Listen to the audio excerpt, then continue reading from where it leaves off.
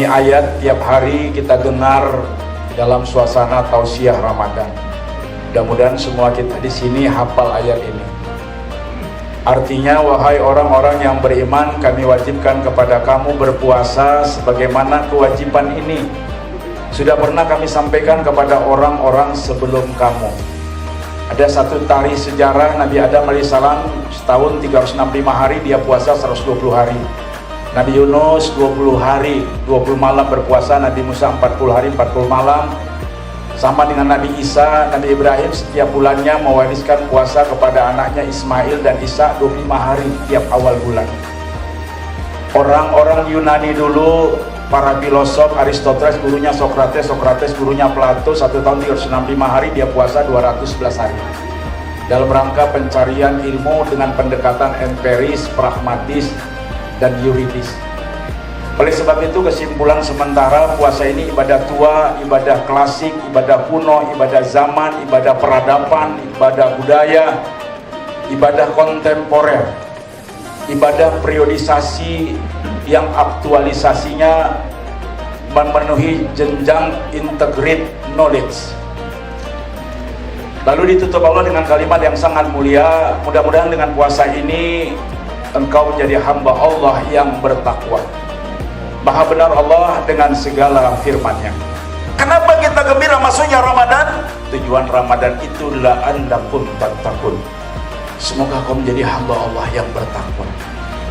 Kita kalau sudah dapat takwa, kenapa kita gembira? Allah yang bilang, inna akramakum indallahi atqakum. Manusia yang paling mulia di sisi Allah, yang berkualitas, terpandang, adalah orang yang bertakwa. Itu yang paling mulia. Allah tidak bilang yang mulia itu gubernur, tidak bilang yang mulia itu pangdam, tidak bilang yang mulia itu menteri, pejabat, ketua, tidak ada. Bertakwa. Tapi yang lebih bagus lagi, pangdam yang bertakwa. Syahidun fid dunya wa syahidun fil akhirah. Bapak dan Ibu sekalian, ada 3 menit mau saya uraikan secara medis dan kedokteran. Kenapa puasa ini punya kecerdasan intelektual? Jawabannya 5. Pertama, sepanjang kita puasa adalah latihan mengistirahatkan sistem pencernaan. Ini pencernaan kita ini capek. 1 tahun 11 bulan dikasih Allah risalah puasa supaya istirahat 1 bulan. Di lambung ada gerakan enzimatik. Pertama, ada enzim pepsin. Kita makan telur, masuk. Nggak boleh jadi telur, meninggal kita. Cerek dirubah oleh enzim pepsin supaya menjadi asam amino. Asam amino termasuk asam aspartat, glycine, metionin, ya, glycine. Itu. Kemudian ada masuk lemak, bakso, daging, trek dirubah oleh enzim lipase menjadi gliserol. Masuk karbohidrat, trek dirubah oleh enzim petialin supaya menjadi glukosa. Glukosa rumusnya C6H12O6. Ibu nggak usah ngangguk, nggak akan ngerti ibu, belajar kedokteran. Dirubah sampai ke rektum, anus, ada usus 33, ileum, duodenum, jejunum. Ini mau dibuang untuk ke toilet, ini mau diserap ke darah, disalurkan. Itu bekerja dia. Nah, tuh maka istirahat. Kan bagus sekali pelajaran istirahat. Dan yang kedua, selama kita puasa, pH tubuh kita normal. Apa itu pH? Derajat keasaman eksponen hidrogen. Sekarang pH kita berapa? 7. Maka kita tahan puasa. Kita kan mengalami 7L nih. Letih, lemah, lunglai, letoy, lapar, lesu, lelah, loyo. Tapi gara-gara pH sama dengan 14, kita tahan puasa. Maka kalau pH di bawah 7 bahaya, kita menstruasi terus-terusan, lama-lama dehidrasi, harus infus kita, kalau nggak mati tiba-tiba. Kemudian kalau pH di atas 7 kita tidak bisa buang air besar, tidak bisa buang air kecil, tidak bisa berkeringat. Di lambung ada gerakan enzimatik. Pertama, ada enzim pepsin. Kita makan telur, masuk. Nggak boleh jadi telur, meninggal kita. Cerek dirubah oleh enzim pepsin supaya menjadi asam amino. Asam amino termasuk asam aspartat, glycine, metionin, ya, glycine. Itu. Kemudian ada masuk lemak, bakso, daging, trek dirubah oleh enzim lipase menjadi gliserol. Masuk karbohidrat, trek dirubah oleh enzim petialin supaya menjadi glukosa. Glukosa rumusnya C6H12O6. Ibu nggak usah ngangguk, nggak akan ngerti ibu, belajar kedokteran. Dirubah sampai ke rektum, anus, ada usus 33, ileum, duodenum, jejunum. Ini mau dibuang untuk ke toilet, ini mau diserap ke darah, disalurkan. Itu bekerja dia. Nah, tuh maka istirahat. Kan bagus sekali pelajaran istirahat. Dan yang kedua, selama kita puasa, pH tubuh kita normal. Apa itu pH? Derajat keasaman eksponen hidrogen. Sekarang pH kita berapa? 7. maka kita tahan puasa. Kita kan mengalami 7L nih, letih, lemah, lunglai, letoy, lapar, lesu, lelah, loyo. Tapi gara-gara pH sama dengan 14, kita tahan puasa. Maka kalau pH di bawah 7 bahaya, kita mensret terus-terusan, lama-lama dehidrasi, harus infus kita, kalau nggak mati tiba-tiba. Kemudian kalau pH di atas 7 kita tidak bisa buang air besar, tidak bisa buang air kecil, tidak bisa berkeringat.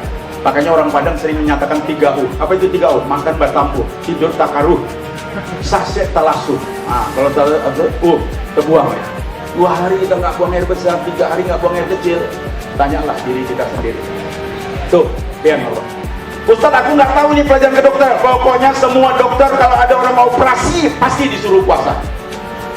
Supaya nanti secara anestesi dipotong badannya 3 jam, 4 jam, dia tahan karena pH-nya sama dengan 7. Mana ada dokter, ibu besok operasi bu ya, tolonglah bu makan banyak-banyak bu, tambah bu, mainkan aja bu, mana selera. Ini kalau ada dokter bilang gitu, gendamnya 3, kok nggak gila, salah jurusan, atau dendam dengan pasiennya. Ada juga tuh dokter dendam. Lama kali lah kok mati, mengganggu aja. Kok 14 tahun aku dokter, kalau aku mau umroh aku kok ganggu aku. Ya. Yang ketiga, selama kita puasa terjadi dekomposer, molekul yang tertimbun berupa lemak, ancamannya kolesterol jantung koroner dipecah menjadi tenaga. Kemudian protein dipecah supaya kita jangan terjadi arteri koronariasis, penyumbatan pembuluh nadi ke jantung, akibatnya hipertensi. Kemudian gula dipecah supaya kita jangan diabetes. Makanya orang puasa ini berat tubuhnya berkurang, Pak Pangdam. Kalau ada orang puasa berat tubuhnya naik, ini kemungkinan ada udang di balik. Mana tahu sebaik bungkus semua di belepuknya, habis itu temenong tebodong mences. Maka yang paling hebat dikasih Allah SK olahraga selama Ramadan, namanya tarawih. Kalau nggak ada tarawih berbahaya menurut medis. Kita harus keliling lapangan Merdeka, keliling lapangan Kodam, supaya makanan yang kita makan perut kosong diisi, nggak boleh tidur. Terbentuk nekrosa, pegal persendian, biliuran, mengental darah. Darah kalau mengental, jongkok sedikit, bergunang-gunang kalau berdiri, kebas-kebasan, semut-semutan, itu bahaya. Maka dikasih Allah SK olahraga. Bayangkan perut kosong diisi, ada olahraga, terjadi rumus aerob namanya. Makanan tambah oksigen, terbentuk oksidasi pecah menjadi ATP adenosin trifosfat, ATP pecah jadi ADP adenosin difosfat, tambah fosfat dengan rumus Q sama dengan M kali T mas kali suhu, maka lahirlah 675 kilokalori energi. Ibu mau usah ngangguk lagi, nggak ngerti bu.